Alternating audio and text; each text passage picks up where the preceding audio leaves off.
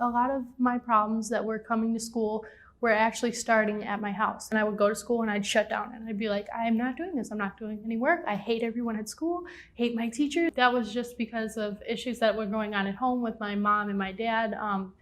They got divorced when I was younger, but it was still an ongoing fight. And so I was just pretty much the issues that were going on at home were acting out in what a social life was for a young kid. If teachers would have taken a second to been like, wow, well, we need to have a talk with her mom and her dad, or we need to have a talk with her and try to figure out what's going on, that probably would have helped get a better outlook on what my behaviors were actually saying. And I was never able to tell that to a guidance counselor, tell that to a administrator, because no one ever asked. And I'm not the type of person that's just going to be like, oh yeah, these are all the problems that I'm having at home and I need someone to help me with that. But there were things that I did, like I stole an eraser from the Scholastic Book Fair because I wanted something and my dad wouldn't give me money, so I was just like, okay, I'm gonna steal this. Which that's all my fault. No one did that to me. That was something I did. But had the school known a little bit of my history, maybe they could have directed me in a way so that we can learn that stealing isn't the way you get stuff that you want. And so like instead of suspending me, which they did, maybe I had to work in the Scholastic Book Fair for the rest of the week instead of go out for recess. That would have been like a perfect thing and I would have hated it. Actually working in the Scholastic Book Fair would have probably taught me a lesson because I would have had to see what the ladies go through, watching the people that steal, having to see things like that. And I think that that is what all schools should explore. And I'm sure that it sounds like it's a lot of like wasted time, but if you can actually connect with the students on a better level and they can make a better relationship with the staff, then that's a huge step forward. It was tough for my guidance counselor to just say, well, we need to focus on your grades. This is really important when there's like so much emotional issues going on behind the grades. Don't you understand that I'm really not happy with the person I'm becoming? And he's like, well, your grades are really... And I understand that grades are a big deal, but it's tough for your feelings to be put on the back burner for grades. A lot of the problems could have been resolved had I had like a safe haven at school.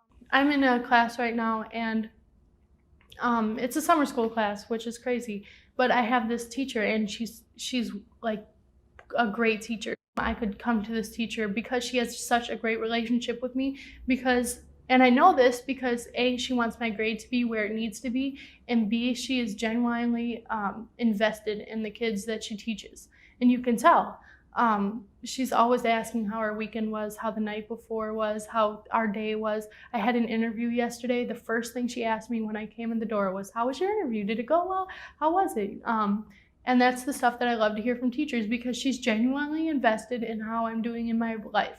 I had a therapist and she was nice. I think the problem was that she was too like easygoing, like, yeah, that's terrible, like that's bad, instead of giving me the tools to deal with the things going on in my life.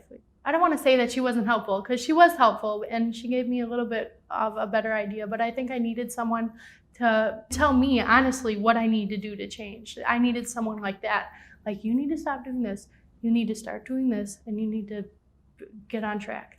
I have a really good group of friends, like a really solid group of friends that I can always count on if I'm having a hard time. And some people aren't as lucky to have such good friends, but I have a really solid group of friends.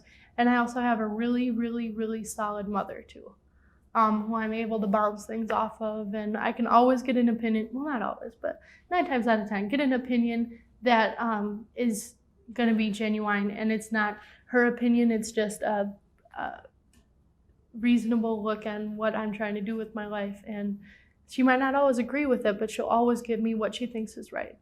And so that's what helped. And some people aren't as lucky to have someone like that in their life. And I look back on how I was acting, the things I was doing, it's like not my character. And so I have been trying to, for the last couple years, trying to figure out who my true character is. But once you're on the road to trying to figure out who you are and trying to better yourself as a person, not just worrying about grades or anything that's going on, I think it's easier to look back and try to analyze what was going on in your life. My friend Daryl Ann, she was a senior when I was a freshman, and after her senior year, she spent about a year doing nothing. And then she enrolled in this program called City Year, which is working with Milwaukee students, and she was so into that. She's so into City Year, and she she spends like probably 60 hours a week working with kids.